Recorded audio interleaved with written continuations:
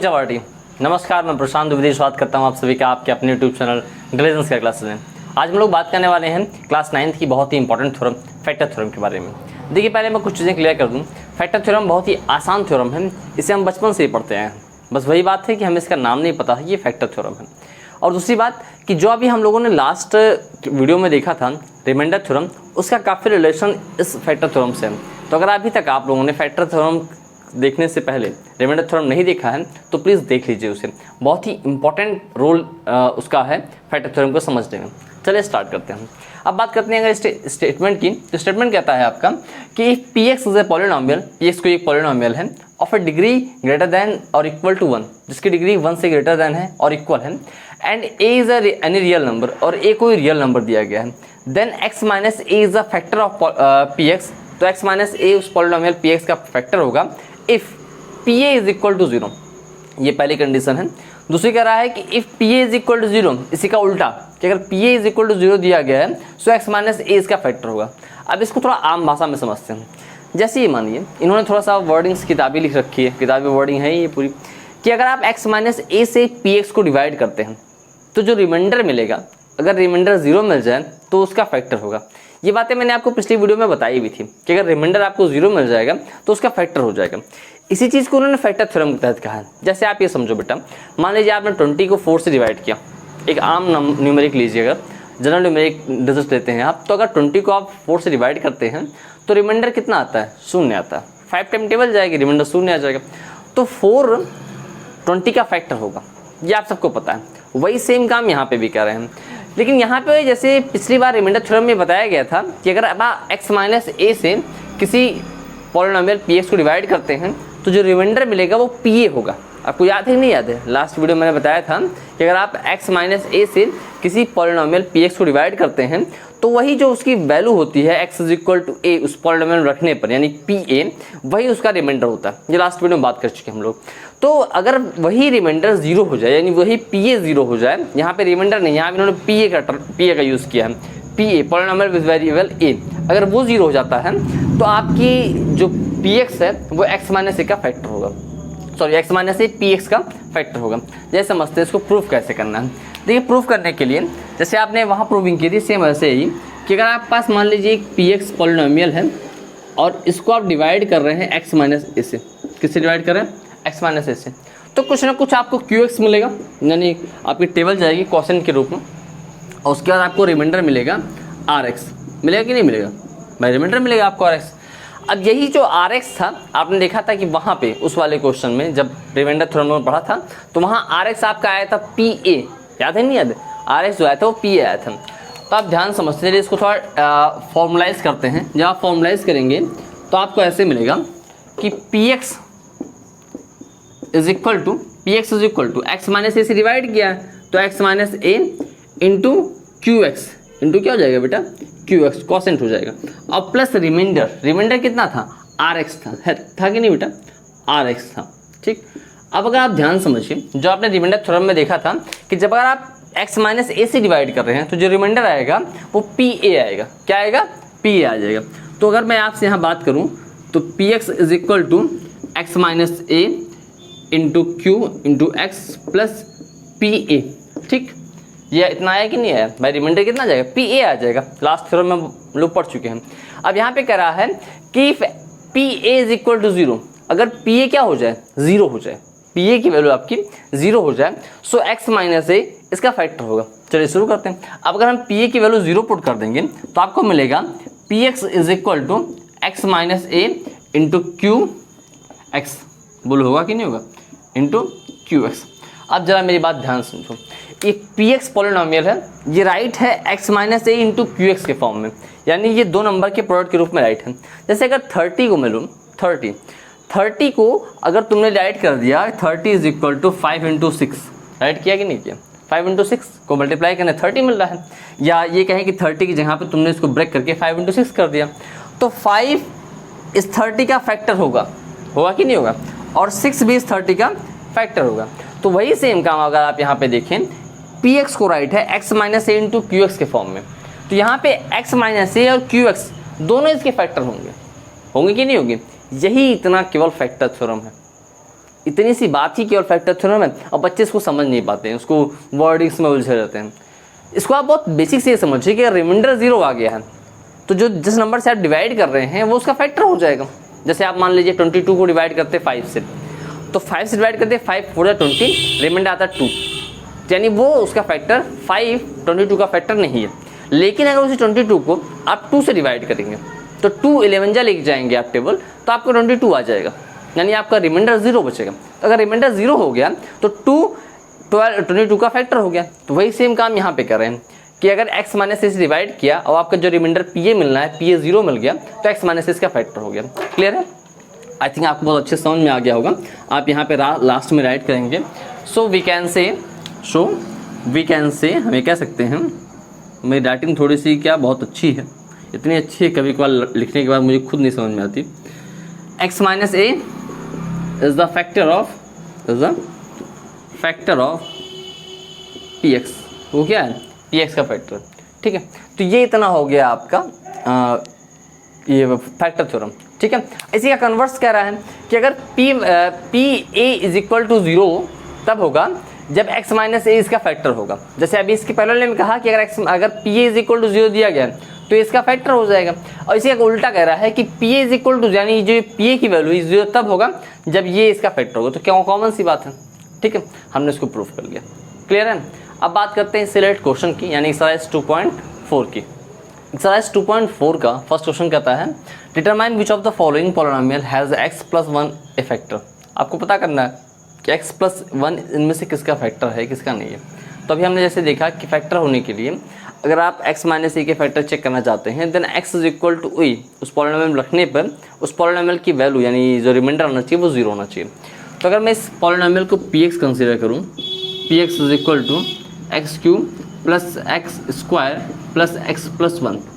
अब अगर यहाँ पे अगर हम x प्लस 1 से डिवाइड करना चाहते हैं देन अगर x is equal to minus 1, X plus 1 से डिवाइड करना चाहते हैं तो x is equal to minus 1 इसमें पुट करें और इस पॉलिनोमियल की p माइनस 1 की वैल्यू अगर 0 आ जाती है तो उसका फैक्टर होगा, अगर 0 नहीं आती है तो फैक्टर नहीं होगा। बहुत बेसिक सी बात है भाई, आप ये समझ रहे होंगे। अगर मैं x प्लस 1 से डिवाइड करने के लिए कह रहा हूँ तो यहाँ पे x इज इक्वल टू क्या पुट करेंगे, माइनस 1 पुट करेंगे। जैसे आपने x माइनस ए से डिवाइड किया था तो वहाँ पे क्या पुट किया था, x is equal to A put किया था और यहाँ pa फाइंड किया था, वैसे यहाँ भी होगा। ठीक है, तो यहाँ पे आपका x is equal to minus 1 put होगा बेटा और p माइनस 1 फाइंड करना रहेगा।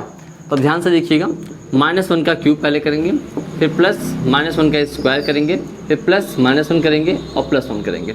बाबू आपका माइनस 1 का क्यूब यानी किसी भी नेगेटिव नंबर का अगर क्यूब करते हैं यानी ऑड नंबर होता है तो नेगेटिव आउटपुट मिलता है, अगर इवन होता है तो पॉजिटिव मिलता है। And then plus minus minus हो गया और ये प्लस हो गया, ये कैंसिल, ये कैंसिल, ये कैंसिल, ये कैंसिल, और कट पिटी कितना आ गया, 0 आ गया, यानी p minus 1 is equal to 0। अगर 0 है तो यानी पहला वाला फैक्टर इसका होगा। ठीक है, तो यस इसका फैक्टर होगा।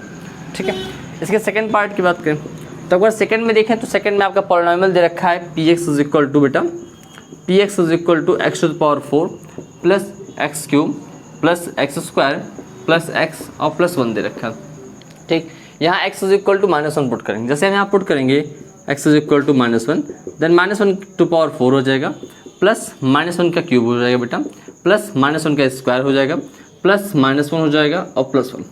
जैसे आपने इसको ओपन किया देखिए यहाँ पे एक निगेटिव है, निगेटिव का इवन पावर करेंगे तो पॉजिटिव आएगा, ये हो जाएगा प्लस 1, ये हो जाएगा माइनस 1, ये हो जाएगा प्लस 1 माइनस 1 प्लस 1।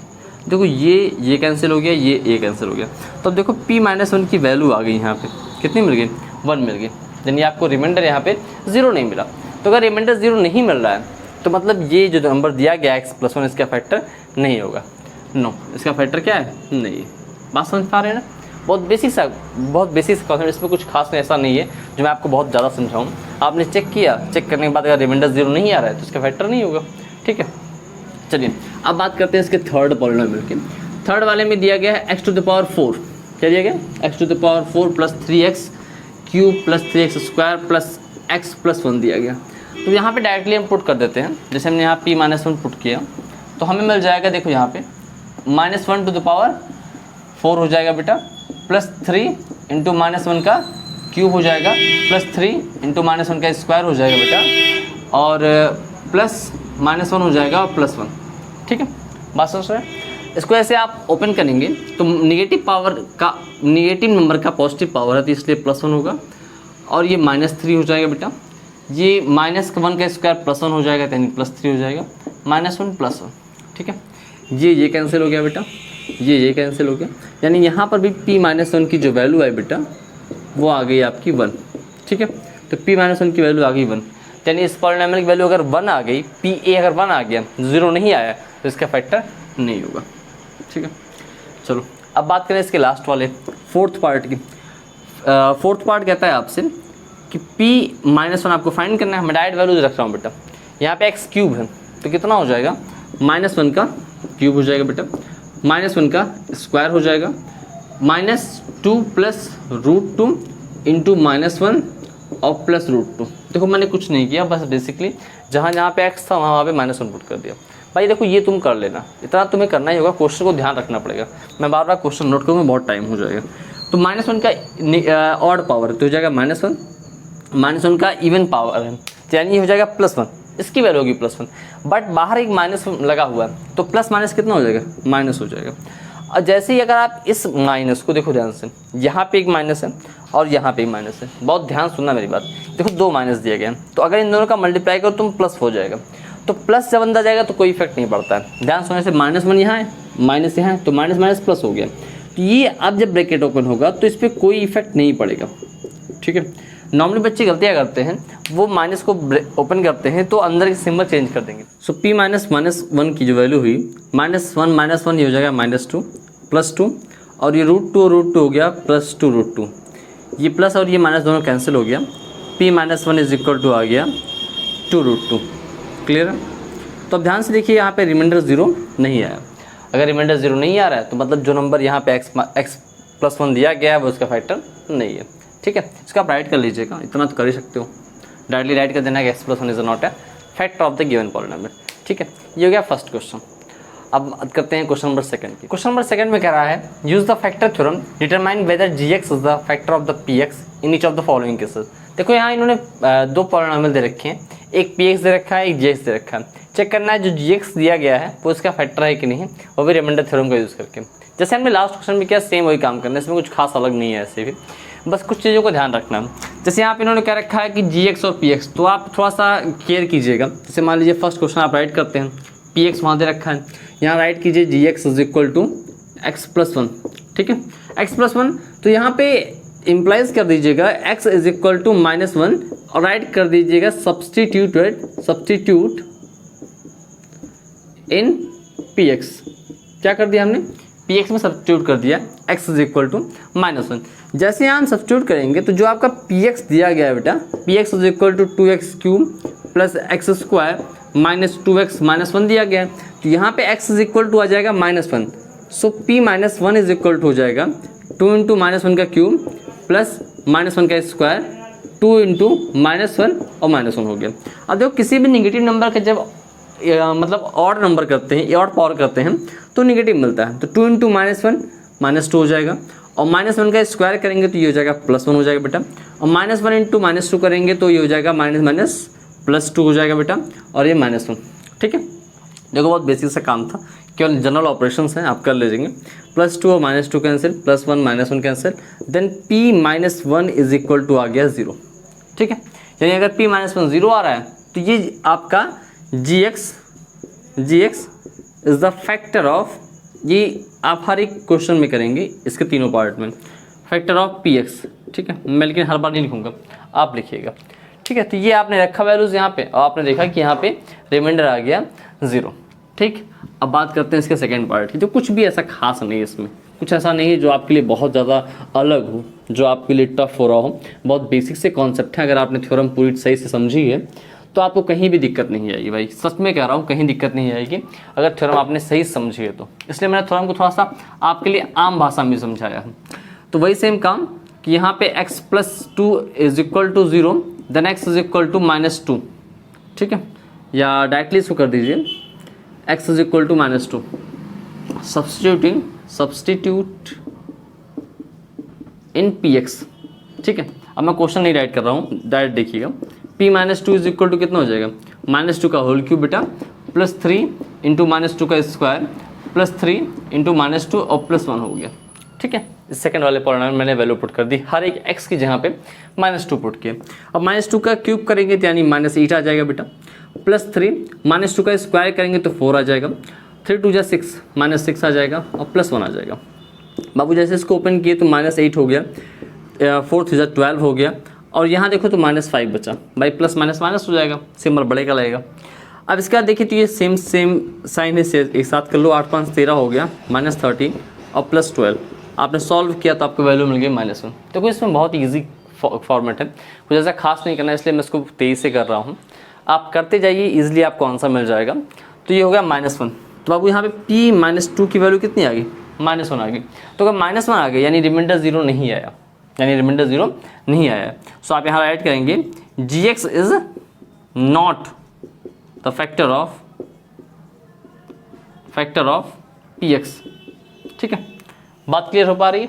इसके थर्ड पार्ट की बात करें तो थर्ड पार्ट में आपको px is equal to x³ - 4x² plus x + 6 दे रखा है, वहाँ gx की वैल्यू x -3 दिया है। बाबू यहाँ पे जहाँ x -3 दिया गया है तो यहाँ पे x इज इक्वल टू हो जाएगा 3 पुट करेंगे, देन p3 राइट फाइंड करते हैं, ये हो जाएगा 3 का क्यूब -4 3 का स्क्वायर और +3 और +6, यही तो होगा भाई। आपने जहाँ जहाँ पे x था वहाँ 3 पुट कर दिया, 3 का क्यूब हो जाएगा 3 3 9 9 3 27 और -3 3 9 हो गया, 9 4 36 हो गया और प्लस ये हो जाएगा 9। ठीक है, अब देखो बहुत बेसिक सी बात है, यहाँ पे इन दोनों को ऐड करो, 36 - 36 हो गया, then p3 is equal to हो गया बेटा 0। ठीक, अब अगर यहाँ पे p3 की वैल्यू 0 आ गई, यानी आपने जिस पॉलिनोमियल में फाइंड करना था, तो आप देखेंगे gx इसका फैक्टर होगा। बहुत बेसिक सी बात है यही हमारा। ठीक है, यहाँ राइट कीजिए gx is the factor of px, बस इतनी सी बात है। ठीक है, तो ये हो गया आपका क्वेश्चन नंबर 2। अब बात करते हैं क्वेश्चन नंबर 3 की। तो कह रहा है find the value of k if x - 1 is the factor of px in each of the following cases. जैसे अभी तक आप लोगों ने फैक्टर थ्योरम पे क्वेश्चन देखे, अब एक तरीके से देखा है उसका एप्लीकेशन है ये। यानी अब अगर ये कह रहे हैं x - 1 इस दिए गए पॉलिनोमियल का फैक्टर है, तो k की वैल्यू क्या होगी।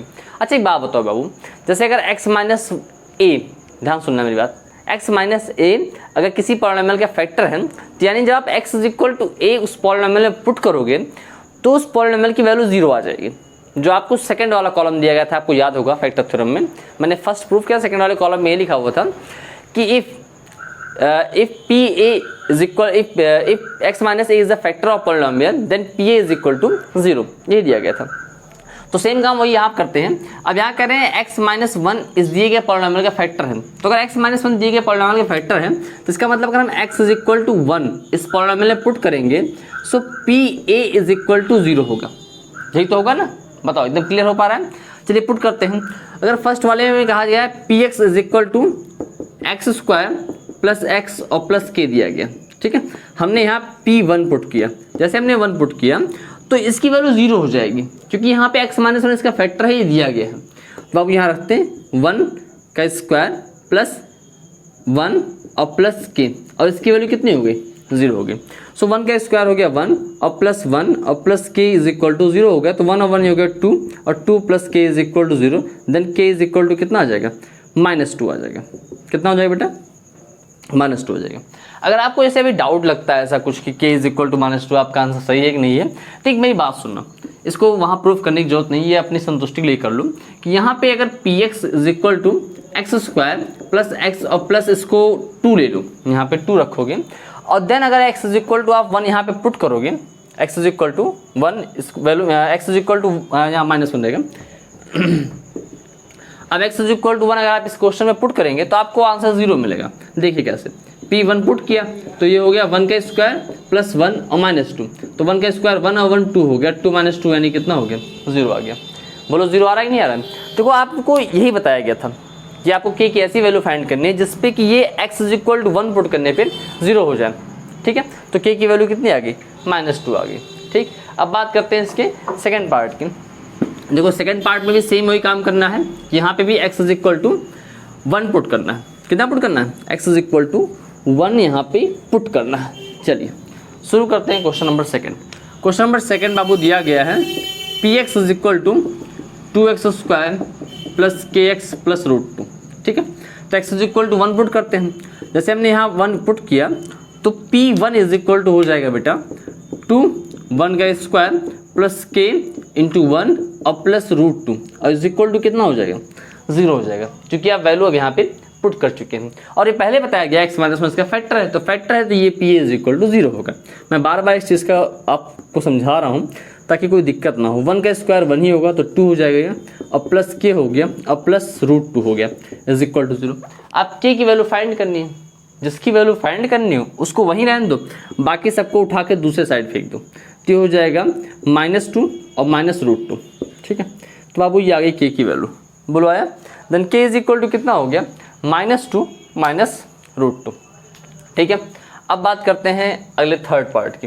देखिए बहुत ही आसान है, इसमें कुछ ऐसा नहीं है जो आपके लिए बहुत ही ज़्यादा टफ हो या आपको ज़्यादा दिमाग लगाना पड़े, कुछ भी ऐसा नहीं है। बस आपको ध्यान से आप सुनते रहिएगा मेरी बातों को, ठीक है।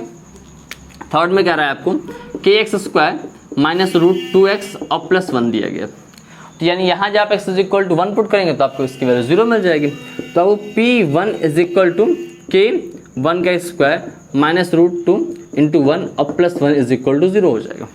तो देखिए ये वैल्यू आ गई आपकी के और ये हो गया माइनस, मल्टीप्लाई करेंगे तो रूट 2 हो जाएगा और प्लस 1 इज इक्वल टू 0 हो गया बेटा। अब यहाँ से के की वैल्यू फाइंड करनी है तो के को यहीं रहने दो, देन और बाकी सब उठा के उस तरफ भेज दो। के इज इक्वल टू हो जाएगा रूट 2 और -1 हो जाएगा, ठीक है। देखो एकदम आसान सा है, कहीं कुछ भी नहीं करना, ठीक है। मैं थोड़ा तेज़ी से आपको समझा रहा हूँ और अगर मान लीजिए ज़्यादा तेज़ हो रहा है तो थोड़ा सा आप रिमाइंड करके दोबारा देख लीजिएगा, ठीक है। क्लियर है, यहाँ पे के की वैल्यू आ गई रूट 2 माइनस 1 आ गई। अब देखिए बात करते हैं इसके फोर्थ पार्ट की, इस क्वेश्चन के लास्ट पार्ट की। यहाँ पे P X is equal to आपको दे रखा है, क्या दिया भाई, के एक्स स्क्वायर माइनस 3x और प्लस के दे रखा है, ठीक बाबू। यानी x इज इक्वल टू 1 यहाँ भी पुट करेंगे तो आपको वैल्यू 0 मिलेगी। देन P1 पुट किया जाए तो के 1 का स्क्वायर माइनस 3 इंटू 1 और प्लस के इज इक्वल टू 0 हो गया। बोलो हुआ कि नहीं हुआ। अब ध्यान से समझना है इस क्वेश्चन को। तो यहाँ पे के 1 का स्क्वायर तो के ही रहेगा, माइनस 3 इंटू 1 3 हो जाएगा और प्लस के इज इक्वल टू 0 हो जाएगा। देन के ओके कितना हो गया 2k हो गया और माइनस 3 इज इक्वल टू 0 हो गया। Then 2k is equal to हो जाएगा 3 और k इज इक्वल टू हो जाएगा 3/2, ठीक बाबू। बात समझ में आ रही कि नहीं आ रही भाई। यहाँ पे 2k minus 3 is equal to 0 आया, then 2k is equal to 3 हो गया, उस तरफ ट्रांसफर हो गया, प्लस में आ गया और k इज इक्वल टू आ गया 3/2। तो यहाँ पे आया k is equal to 3/2। k की दो जहाँ वैल्यू दे रखे हैं आप दोनों जहाँ पुट करेंगे तो आपको x इज इक्वल टू 1 रखे पे आपको 0 ही मिलेगा, ठीक है। आई होप कि आपको यहाँ तक चीज़ें समझ में अच्छे से आ गई होंगी। अब इसका जो क्वेश्चन नंबर 4 है आपकी इस राइज का और क्वेश्चन नंबर 5 दोनों आपके फैक्टराइजेशन पर डिपेंड करते हैं। तो अभी तक मैंने आपको मिड टर्म स्प्लिटिंग समझाया नहीं है। मिड टर्म स्प्लिटिंग वैसे क्लास 8th में अब आ गया है, लेकिन मैं आपको अगले वीडियो में नेक्स्ट लेक्चर में मिड टर्म स्प्लिटिंग पहले समझाऊंगा क्या होता है, क्योंकि वो एक मेरे हिसाब से बहुत इंपॉर्टेंट टॉपिक है आपके लिए और उसके लिए पूरा एक क्लास अलग से लेना जरूरी है, मिड टर्म स्प्लिटिंग। और इसका जो 5th क्वेश्चन है वैल्यू पुटिंग मेथड, दोनों मिड टर्म स्प्लिटिंग और वैल्यू पुटिंग दोनों आपके लिए बहुत इंपॉर्टेंट है। तो उसके लिए अलग से हम लोग अगली क्लास समझेंगे और अगली क्लास में केवल उसको बहुत अच्छे डिटेल करेंगे और उससे रिलेटेड जो और भी क्वेश्चन होंगे वो भी आपको कराए जाएंगे, ठीक है। जो मैंने अभी आपको थर्ड क्वेश्चन बताया इससे एग्जाम में बड़े क्वेश्चन पूछे गए जो आपके होम एग्जामिनेशन होते हैं, चाहे आप किसी विद्यालय में हो, हमेशा से के की वैल्यू को फाइंड करने के लिए क्वेश्चन ज़रूर से ज़रूर आते हैं, मेरी बात ध्यान रखिएगा, ठीक है। तो आज के लिए इतना ही करते हैं। 2.4 इस राइज को हम 2 पार्ट में पढ़ेंगे, ये फर्स्ट पार्ट है, अगले पार्ट में हम लोग मिड टर्म स्प्लिटिंग पढ़ेंगे और बाकी 2 क्वेश्चन जो बचे हुए हैं उनके पार्ट और वो पूरा अच्छे से समझेंगे, ठीक है। तो अगर आपको वीडियो अच्छा लग रहा है तो प्लीज़ लाइक शेयर सब्सक्राइब कीजिएगा और उन सबको ज़रूर पहुँचाइए जिन्हें इनकी ज़रूरत है, जिनकी एजुकेशन ठीक तरीके से कंटिन्यू नहीं हो पा रही है। Thanks so much for watching us.